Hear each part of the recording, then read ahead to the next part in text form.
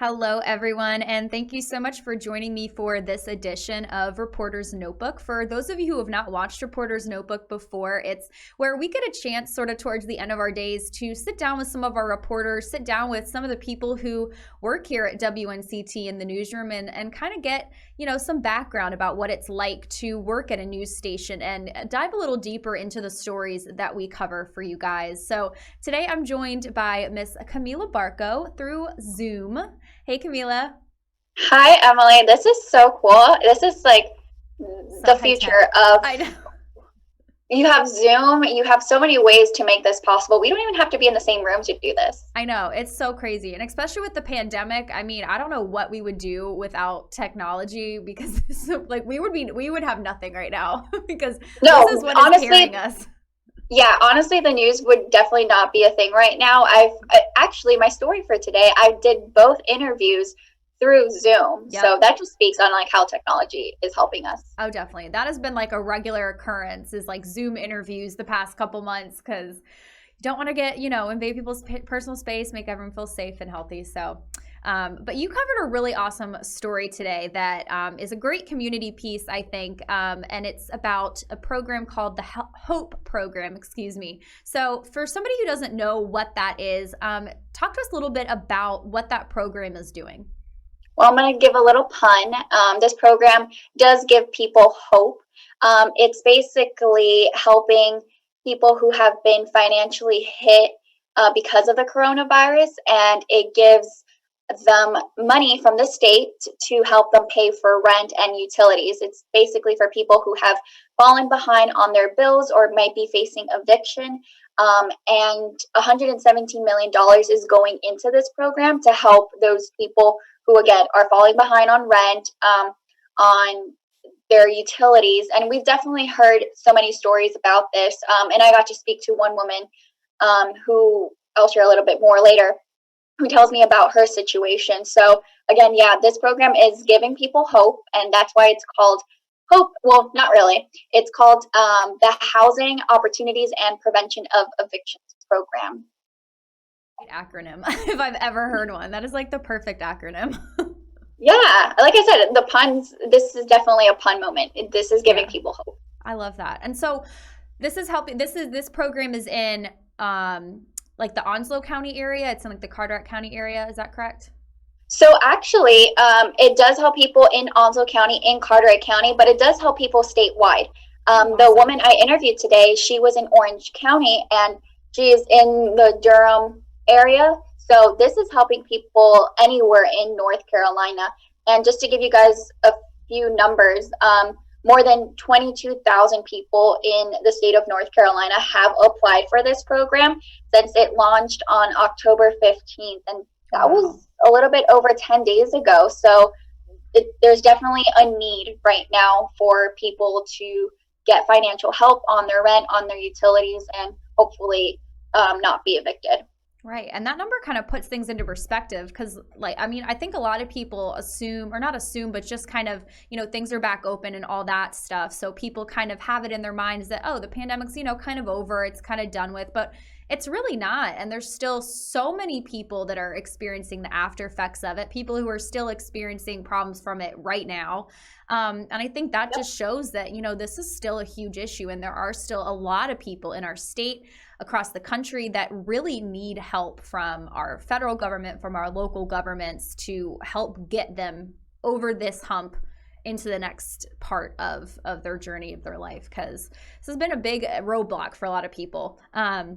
So what Most are definitely. so you said they're doing this to help with rent and things like that. So talk to me a little bit about some of the things that they are providing to people, like you said. Right. So they will provide at least 6 months of rent or utilities, up to 6 months of rent or utilities. In order to be eligible for this, the person must rent. They cannot be a homeowner, or they cannot be a homeowner. They must be a renter. And while this program does help for both rent and utility, you don't have to apply for both. It's wherever you need the most help. But if you do need help on both sides, rent and utility assistance, you can apply for both. And in order to be eligible, you must be behind on the bills. So at least I was told about a month's rent behind. But there's a lot of other requirements needed in order to be able to get some of this income. Speaking of income, people who are low to moderate incomes are the ones eligible, meaning the people who need it the most. So they can also, like I said, get 6 months of rent and utilities covered. And I think that those are like the main points that we want to hit on this HOPE program and that we want to focus on. But I think going back to putting it into perspective, another statistic is that state officials say that last month they found out that there was between 300 to 410,000 families renting homes that were unable to pay rent or facing eviction. So again, I'm sure there's a lot of people out there that need this help, and there is money to help those people. But state officials tell me that it's better to apply now than later. Definitely. And you were saying you got to speak with a woman in the program, correct? So what did you get to talk? Oh, excuse me, I just hit this. So what did you get to talk about with her? What was that kind of conversation like? So she actually was pregnant when the coronavirus first started, and because of that, her doctors told her that she wasn't able to go to work just to prevent getting sick from the coronavirus. So that, of course, meant bills just piling up because she wasn't working. So, and she has other kids as well. So she was just having like the utility bills come at her, the rent bill just like stacking up. So because of that, she found out about the HOPE program not too long ago. And because of that, she is like now on a stable financial road. And I think she just was so grateful that this opportunity came into her lap. And she was telling me that she does not like asking for help, but she said that this was a moment where she did not want to have her guard up. She was just like, I need the help that I can get. And she said that for any other person that is like that, to just apply, because this program is helping her and her family. So she hopes that if someone is listening to her, that she can help someone else's family by just saying, go and apply.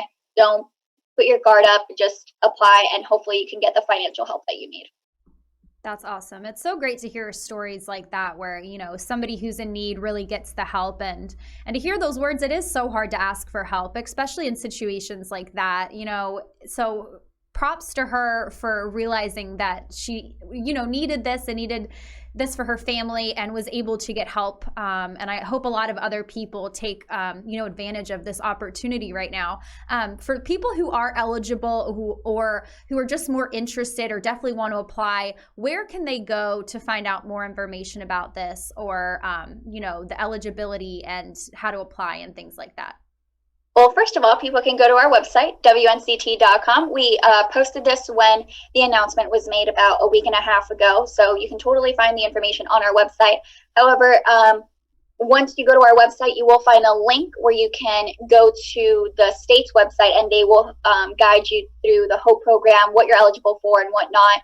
If you do not have a computer, if you do not have that Wi-Fi access, you can also call 211 and a case manager will guide you through the process.